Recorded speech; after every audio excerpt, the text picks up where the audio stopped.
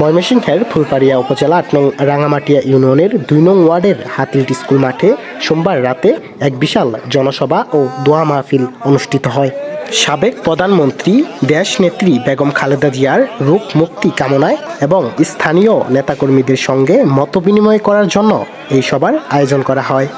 হাতিলিট ২ নং word BNP এবং এর সহযোগী সংগঠনের নেতাকর্মীরা সহমিলিতভাবে অনুষ্ঠানটি পরিচালনা করেন। সভায় স্থানীয় জনগণের উপস্থিতি ছিল লক্ষ্য করার মতো। উপস্থিত ফুলবাড়িয়া উপজেলা আহ্বায়ক কমিটির সদস্য, ইউনিয়ন ও ওয়ার্ড পর্যায়ের বিএনপি, শ্রমিক দল এবং কৃষক দলের নেতারা বক্তব্য রাখেন। তারা সবাই বেগম খালেদা জিয়ার জন্য আন্তরিকভাবে দোয়া করেন। আল্লাহ সাবেক প্রধানমন্ত্রী, আল্লাহ তিনি অসুস্থ অবস্থায় আছেন, আল্লাহ তাকে নিয়ে কোরআনুল কারীম থেকে তেলাওয়াত করা হয়েছে, আল্লাহ বিভিন্ন জায়গায় দোয়ার অনুষ্ঠান করা হইতেছে, সেই সুবাদে আমাদের এলাকায় তার জন্য অনুষ্ঠান করা হচ্ছে। আল্লাহ তার হায়াত যদি থাকে আল্লাহ তাকে সুস্থ করে দেন।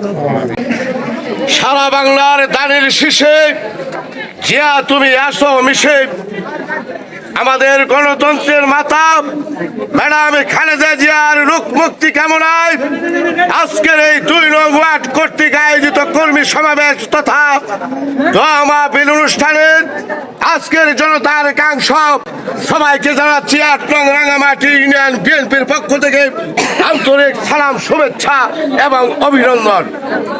আমরা সবসময় রাঙ্গামাটি ইউনিয়নের সকল নেতাকর্মীরা জানি হাতদিলির আমাদের বিএনপির ঘাঁটি।